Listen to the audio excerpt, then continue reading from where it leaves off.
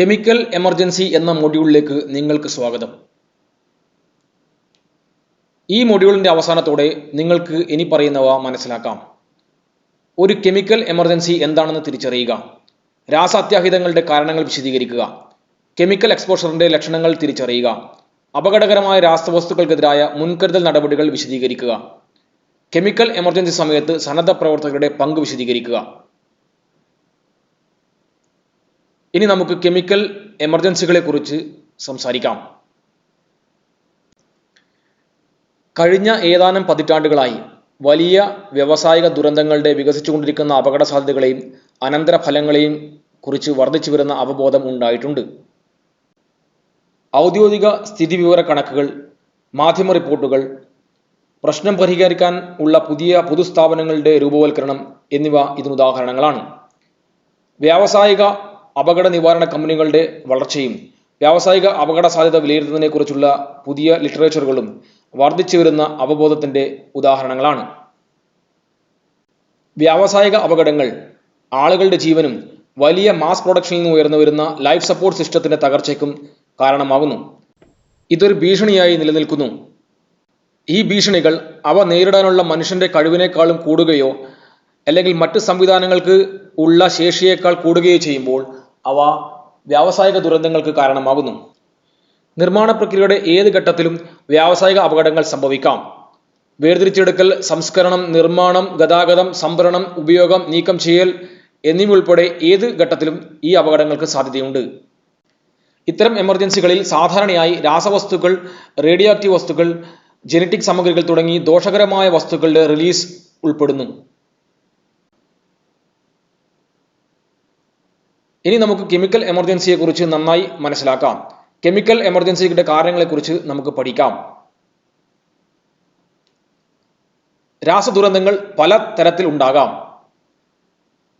Process, സുരക്ഷാ സംവിധാനങ്ങളുടെ പരാജയങ്ങൾ, മനുഷ്യന്റെ തെറ്റുകൾ, സാങ്കേതിക പിഴവുകൾ, മാനേജ്മെന്റ് പിശകുകൾ, പ്രകൃതി ദുരന്തങ്ങളുടെ അനന്തരഫലങ്ങൾ, ഗതാഗത സമയത്തുണ്ടാകുന്ന അപകടങ്ങൾ, അപകടകരമായ മാലിന്യ സംസ്കരണം അല്ലെങ്കിൽ നിർമ്മാർജ്ജനം, ഭീകരാക്രമണം, അൺറസ്റ്റ് അല്ലെങ്കിൽ സബോട്ടേജ് എന്നിവ ഇതിന് കാരണമാകാം. കെമിക്കൽ എമർജൻസിക്ക് കാരണമാകുന്ന പ്രത്യേക രാസവസ്തുക്കൾ കണ്ടെത്തുന്നതിന് വിവിധ ഉപകരണങ്ങൾ ഉണ്ട്. ഒരു പദാർത്ഥം അപകടകരമാണോ എന്ന് തിരിച്ചറിയാൻ ഉൽപ്പന്നത്തിന്റെ കണ്ടെയ്നർ ലേബൽ പരിശോധിക്കുക. കൂടാതെ വിതരണക്കാരൻ നൽകുന്ന സുരക്ഷാ ഡാറ്റ ഷീറ്റ് പരിശോധിക്കുക. ഒരു വ്യാവസായിക പ്ലാന്റിൽ നിങ്ങൾ ധാരാളം പുകയോ തീയോ കണ്ടാൽ, അല്ലെങ്കിൽ നിങ്ങൾക്ക് മൂക്കും കണ്ണും ഏതെങ്കിലും അസ്വസ്ഥതയുണ്ടെങ്കിൽ അത് വ്യാവസായിക പ്ലാന്റിൽ നിന്നുള്ള രാസവസ്തുക്കൾ മൂലമാകാം. നിങ്ങൾക്ക് അപ്പോൾ കെമിക്കൽ എമർജൻസിയെക്കുറിച്ച് സംശയിക്കേണ്ടി വരും. ഇനി കെമിക്കൽ എക്സ്പോഷറിന്റെ ലക്ഷണങ്ങളെക്കുറിച്ചും മറ്റും നമുക്ക് പഠിക്കാം. ഒരു എക്സ്പോഷറിന്റെ അടയാളങ്ങൾ ബാഹ്യമാണ്. പലപ്പോഴും നിങ്ങൾക്ക് അവ കാണാൻ കഴിയും. അവ വസ്തുനിഷ്ഠവും മെഷറബിളുമാണ്.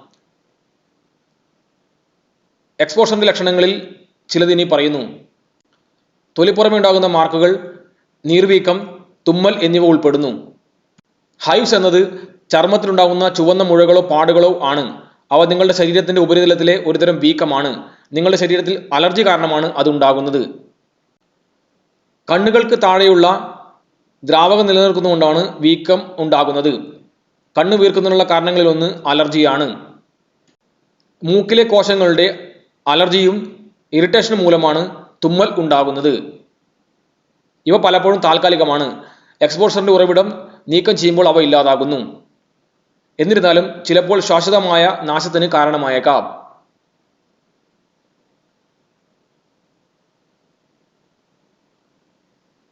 സിംറ്റംസ് എന്നത് ആന്തരികമാണ്. നഗ്നനേത്രങ്ങൾക്ക് കാണാൻ കഴിയില്ല. രാസവസ്തുവിന് വിധേയനാകുന്ന വ്യക്തിക്ക് മാത്രമേ അവ അനുഭവപ്പെടുകയുള്ളൂ.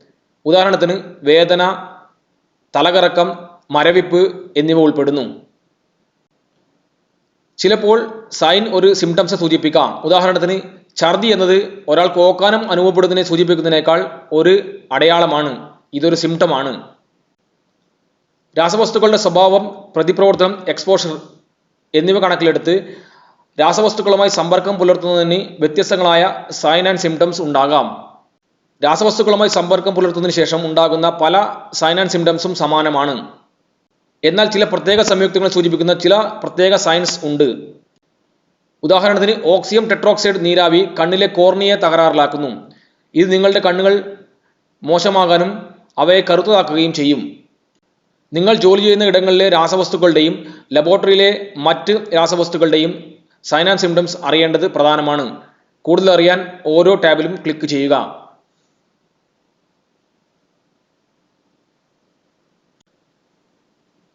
Skin absorption.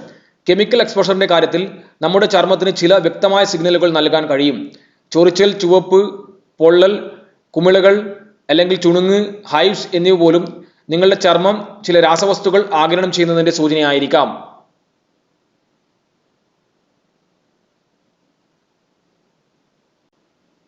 ഇൻജക്ഷൻ. നിങ്ങൾ ഹാനികരമായി എന്തെങ്കിലും കഴിച്ചിട്ടുണ്ടെങ്കിൽ നിങ്ങൾക്ക് വയറുവേദന, ഓക്കാനം, ഛർദി, വയറിളക്കം അല്ലെങ്കിൽ നിങ്ങളുടെ വയറ്റിൽ ചൂട് എന്നിവ അനുഭവപ്പെടാം. പ്രത്യേകിച്ച് ഹാലജനേറ്റഡ് ഹൈഡ്രോകാർബണുകൾ കഴിച്ചാൽ.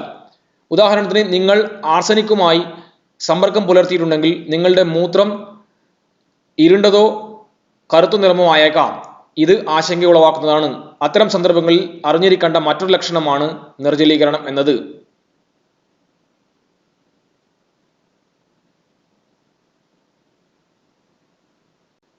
ഇൻഹലേഷൻ. ശ്വാസോച്ഛ്വാസത്തിലൂടെ രാസവസ്തുക്കൾ എക്സ്പോഷർ ചെയ്യുമ്പോൾ നിങ്ങൾക്ക് വിവിധ ലക്ഷണങ്ങൾ കണ്ടേക്കാം. മയക്കം, തലകറക്കം, തലവേദന എന്നിവ ഇതിലുൾപ്പെടുന്നു. ആശയക്കുഴപ്പം അല്ലെങ്കിൽ അലസത. നിങ്ങളുടെ മൂക്കിൽ നിന്ന് വെള്ള നിറമുള്ള സ്രവങ്ങൾ വന്നേക്കാം. ചുമ അല്ലെങ്കിൽ തൊണ്ട വരണ്ടതായി മാറിയേക്കാം. കാഴ്ചമങ്ങൽ, ശ്വാസതടസ്സം, വേഗത്തിലുള്ള ശ്വസനം, വർദ്ധിച്ച ഹൃദയമിടിപ്പ് എന്നിവയെല്ലാം ഈ സാധ്യതയുടെ സൂചകങ്ങളാണ്. സുരക്ഷിതമായിരിക്കാൻ ഈ മുന്നറിയിപ്പ് അടയാളങ്ങൾ തിരിച്ചറിയേണ്ടത് അത്യാവശ്യമാണ്.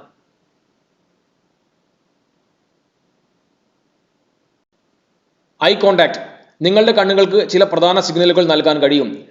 നിങ്ങളുടെ കണ്ണിൽ ചുവപ്പ് അല്ലെങ്കിൽ ബേണിംഗ് സെൻസേഷൻ ഉണ്ടായേക്കാം. നിങ്ങളുടെ കണ്ണുകൾ വളരെയധികം അപകടങ്ങൾ ഉണ്ടായേക്കാം. ചിലപ്പോൾ നിങ്ങളുടെ കണ്ണുനീർ നാളങ്ങളിൽ നിന്ന് മ്യൂക്കസ് പുറത്തേക്ക് വരാം. നിങ്ങളുടെ കാഴ്ച മങ്ങുകയോ പൂർണ്ണമായും ഇരുണ്ടു പോകുകയോ ചെയ്തേക്കാം. ഇനി അപകടകരമായ രാസവസ്തുക്കൾക്കെതിരായ പ്രതിരോധത്തെക്കുറിച്ച് നമുക്ക് പഠിക്കാം.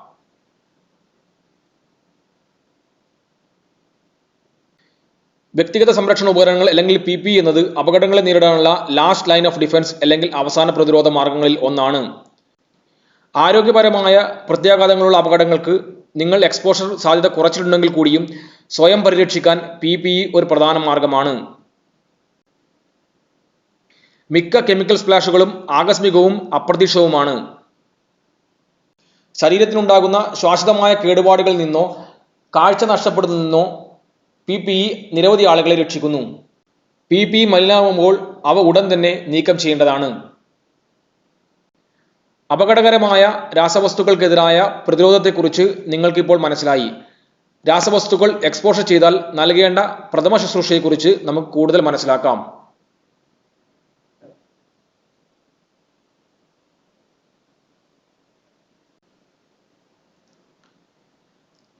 നിങ്ങൾ ഏതെങ്കിലും രാസവസ്തുക്കളുമായി സമ്പർക്കം പുലർത്തുകയാണെങ്കിൽ ഇനി പറയുന്ന ഘട്ടങ്ങൾ പാലിക്കുക. രാസവസ്തുക്കളുടെ സോഴ്സ് സ്റ്റോപ്പ് ചെയ്യുക, നിങ്ങളുടെ ലങ്സ് ക്ലിയർ ചെയ്യുക, കണ്ണുകൾ കഴുകുക, ഒപ്പം ചർമ്മം വൃത്തിയാക്കുക. കൂടുതൽ അറിയാൻ ഓരോന്നിലും ക്ലിക്ക് ചെയ്യുക.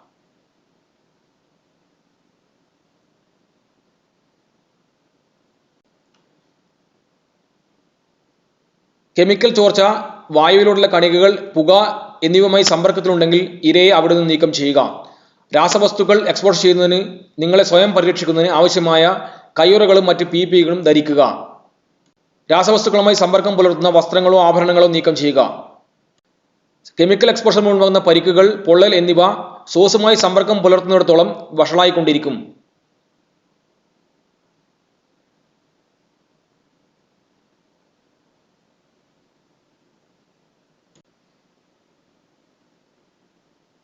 ഇരകളെ ശുദ്ധവായുവിലേക്ക് കൊണ്ടുപോവുക. അതിനർത്ഥം മറ്റൊരു മുറിയിലേക്കോ അല്ലെങ്കിൽ കെട്ടിടത്തിൽ നിന്ന് അല്ലെങ്കിൽ ബാധിക്കപ്പെട്ട പ്രദേശത്ത് നിന്ന് മാറുകയോ ചെയ്യാം. പൾസും ശ്വസനവും ഇല്ലെങ്കിൽ ചെസ്റ്റ് കംപ്രഷൻ ആരംഭിക്കുക.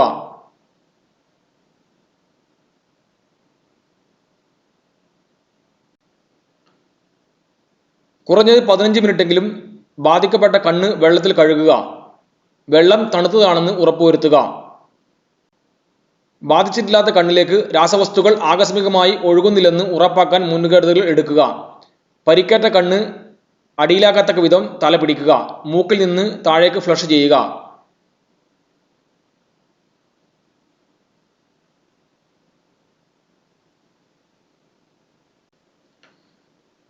ചർമ്മത്തിൽ നിന്ന് കുമ്മായം പോലുള്ള വെള്ളത്തിൽ സജീവമായി പ്രവർത്തിക്കുന്ന രാസവസ്തുക്കൾ ബ്രഷ് ചെയ്ത് നീക്കുക. കണ്ണിൽ കണികകൾ തെറിക്കാതിരിക്കാൻ പ്രത്യേകം ശ്രദ്ധിക്കുക. നിങ്ങളുടെ കൈകൊണ്ട് നേരിട്ട് രാസവസ്തു കളയാൻ ശ്രമിക്കരുത്. രാസവസ്തുക്കൾ വെള്ളവുമായി പ്രതികരിക്കുന്നില്ലെങ്കിൽ കുറഞ്ഞത് 15 മിനിറ്റ് നേരത്തേക്ക് തണുത്ത വെള്ളം ഉപയോഗിച്ച് ചർമ്മം കഴുകുക. ശരീരത്തിൽ വേദനയുണ്ടാക്കുന്നതിനോ കുമിളകൾ ഉടയ്ക്കാനോ ജലപ്രവാഹം ശക്തമല്ലെന്ന് ഉറപ്പുവരുത്തുക.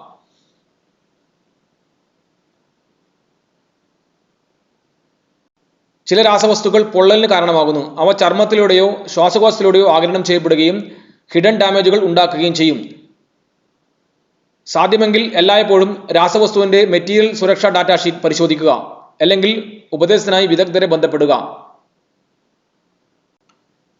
രാസവസ്തുക്കൾ ശരീരത്തിന്റെ പുറംഭാഗത്ത് മാത്രമല്ല ഉള്ളിലും ഗുരുതരമായ നാശമുണ്ടാക്കും. രക്തത്തിൽ ആഗിരണം ചെയ്യപ്പെടുകയാണെങ്കിൽ രാസവസ്തുക്കൾ വൃക്കകളിലോ കരളിലോ അപകടങ്ങൾ ഉണ്ടാക്കിയേക്കാം. നിങ്ങൾക്ക് രക്ഷാപ്രവർത്തനത്തെക്കുറിച്ച് പരിശീലനമില്ലെങ്കിൽ നിങ്ങൾ ഒരു നടപടിയും സ്വീകരിക്കരുത്. അപകടത്തിൽപ്പെട്ടവരെ സുരക്ഷിത സ്ഥാനത്തേക്ക് മാറ്റുകയും ആശുപത്രിയിൽ പ്രവേശിപ്പിക്കുകയും ചെയ്യുക. ഇനി പറയുന്ന സാഹചര്യങ്ങളിൽ നിങ്ങളുടെ ആരോഗ്യ പരിരക്ഷാ പ്രവർത്തകരെ വിളിക്കുക. കണ്ണിലോ മൂക്കിലോ രാസവസ്തു കടന്നിട്ടുണ്ടെങ്കിൽ മെറ്റീരിയൽ സേഫ്റ്റി ഡാറ്റാ ഷീറ്റ് പ്രകാരം രാസവസ്തു അപകടകരമായ കേടുപാടുകൾ വരുത്താൻ സാധ്യതയുണ്ടെന്ന് ഉറപ്പാണെങ്കിൽ, രാസവസ്തു ഉള്ള കണ്ടെയ്നർ ലേബൽ പ്രകാരം അത് ചർമ്മത്തെ നശിപ്പിക്കുന്ന ഒന്നാണെന്ന് മുന്നറിയിപ്പുണ്ടെങ്കിൽ, രാസവസ്തു വലിയ പൊള്ളലിന് കാരണമായിട്ടുണ്ടെങ്കിൽ, അല്ലെങ്കിൽ എക്സ്പോഷർ കഴിഞ്ഞ് ശ്വസിക്കാൻ ബുദ്ധിമുട്ടുണ്ടെങ്കിൽ ഈ സാഹചര്യങ്ങളിൽ ആരോഗ്യ പ്രവർത്തകരെ വിളിക്കുക. എമർജൻസി നമ്പറായ 112ലേക്ക് ഇനി പറയുന്ന ലക്ഷണം ഉണ്ടെങ്കിൽ വിളിക്കുക. ഷോക്കിന്റെ സിംറ്റം ഉണ്ടെങ്കിൽ, ശ്വാസതടസ്സമുണ്ടെങ്കിൽ, വലിയ പ്രദേശത്ത് പൊള്ളലേറ്റിട്ടുണ്ടെങ്കിൽ. നിങ്ങൾ ആരോഗ്യ പ്രവർത്തകരുടെ സഹായത്തിനായി കാത്തിരിക്കുമ്പോൾ ഇരകളെ ആശ്വസിപ്പിക്കുക. പ്രദേശം വായു സഞ്ചാരമുള്ളതാക്കാൻ ശ്രദ്ധിക്കുക. കഴിയുന്നത്ര ശുദ്ധവായു അനുവദിക്കുക. ഇനി കെമിക്കൽ വ്യാവസായിക അപകടങ്ങളിൽ എന്ത് ചെയ്യണമെന്നും എന്ത് ഒഴിവാക്കണമെന്നും പഠിക്കാം.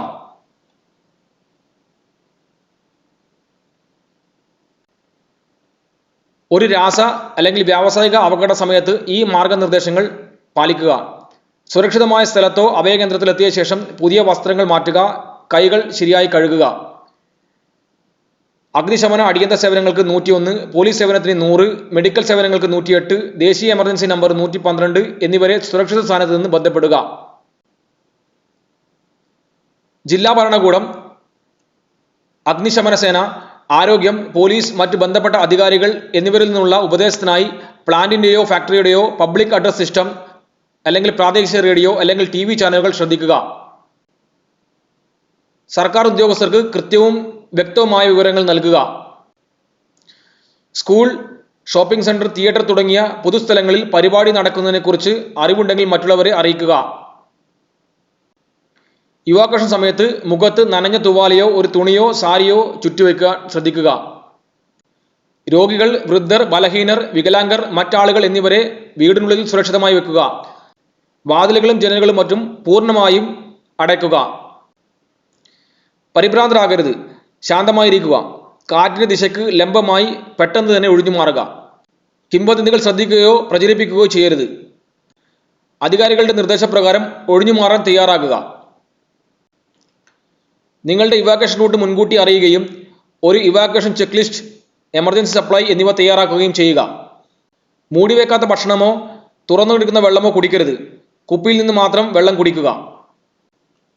രാസ അപകടങ്ങൾക്ക് മുമ്പും ശേഷവും സ്വീകരിക്കേണ്ട മുൻകരുതലുകളെക്കുറിച്ച് ഇപ്പോൾ നിങ്ങൾക്ക് മനസ്സിലായി. ഇനിയൊരു സാധാരണ സമയത്തെ പൊതുവായ മുൻകരുതലുകളെക്കുറിച്ച് നമുക്ക് പഠിക്കാൻ ശ്രമിക്കാം.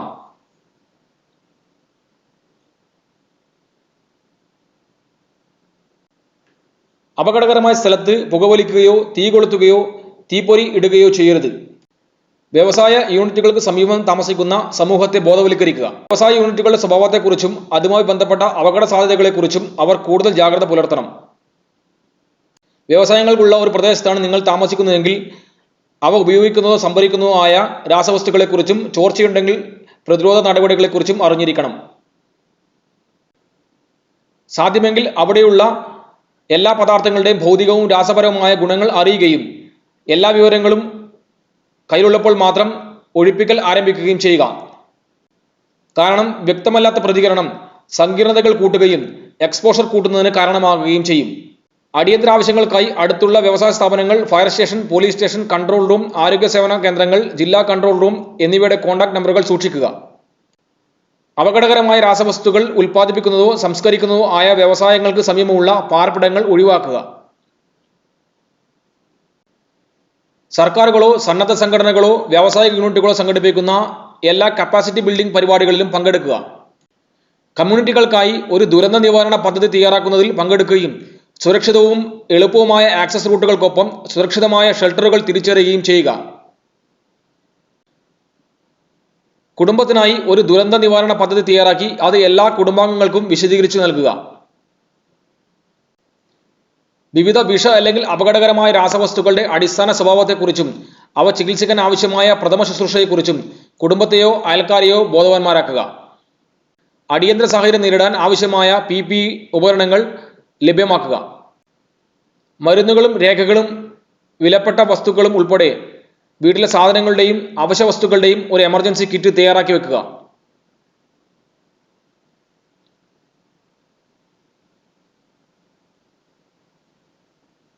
ഇനി കെമിക്കൽ അത്യാഹിതങ്ങളിൽ സന്നദ്ധ പ്രവർത്തകരുടെ പങ്കിനെക്കുറിച്ച് നമുക്ക് നോക്കാം.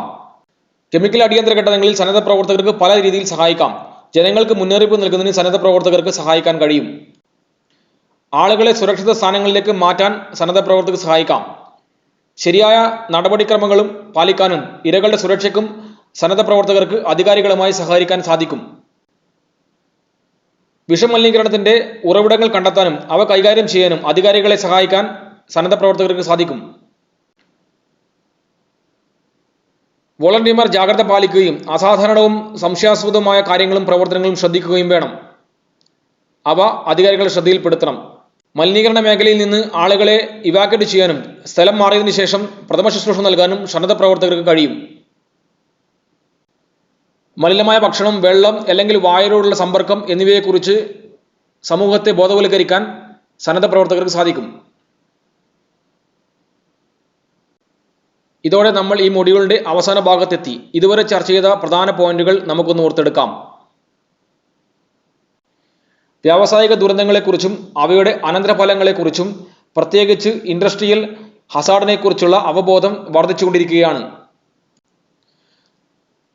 പ്രോസസ്സിലുണ്ടാകുന്ന പരാജയം, മനുഷ്യന്റെ പിശകുകൾ, സാങ്കേതിക പിഴവുകൾ, മാനേജ്മെന്റ് പിശകുകൾ, പ്രകൃതി ദുരന്തങ്ങൾ, ഗതാഗത സമയത്ത് ഉണ്ടാകുന്ന അപകടങ്ങൾ, അപകടകരമായ മാലിന്യ സംസ്കരണം, തീവ്രവാദ ആക്രമണങ്ങൾ പോലുള്ള വിവിധ കാര്യങ്ങൾ എന്നിവ രാസദുരന്തങ്ങൾക്ക് കാരണമാകാം.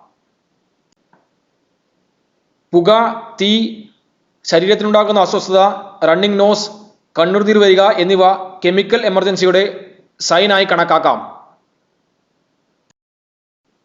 ഒരു കെമിക്കൽ എക്സ്പോഷറിന്റെ സൈൻ ബാഹ്യവും വസ്തുനിഷ്ഠമാണ്, അതേസമയം സിംറ്റംസ് ആന്തരികവുമാണ്. രാസവസ്തുക്കളുമായി സമ്പർക്കം പുലർത്തുന്നതിന്റെ സ്വഭാവവും വഴിയും അനുസരിച്ച് അവ വ്യത്യാസപ്പെടുന്നു. അപകടകരമായ രാസവസ്തുക്കളിൽ നിന്ന് പ്രതിരോധിക്കാൻ വ്യക്തിഗത സംരക്ഷണ ഉപകരണങ്ങൾ അല്ലെങ്കിൽ PPE ഉപയോഗിക്കുക. എക്സ്പോഷറിന്റെ തരം അടിസ്ഥാനമാക്കി പ്രത്യേക പ്രഥമ ശുശ്രൂഷ നടപടിക്രമങ്ങൾ പാലിക്കുക. കെമിക്കൽ അത്യാഹിതങ്ങൾക്കുള്ള മുൻകരുതൽ എന്ന നിലയിൽ അത്യാവശ്യ സാധനങ്ങൾ അടങ്ങിയ എമർജൻസി കിറ്റ് തയ്യാറാക്കി വെക്കുക.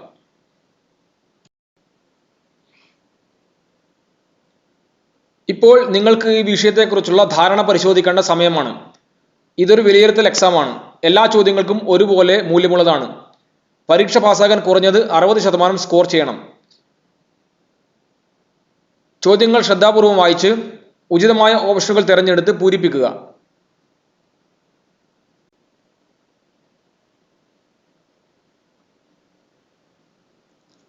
ഉചിതമായ ഓപ്ഷനുകൾ തിരഞ്ഞെടുത്ത് ക്ലിക്ക് ചെയ്യുക. തുടർന്ന് സബ്മിറ്റ് ചെയ്യുക.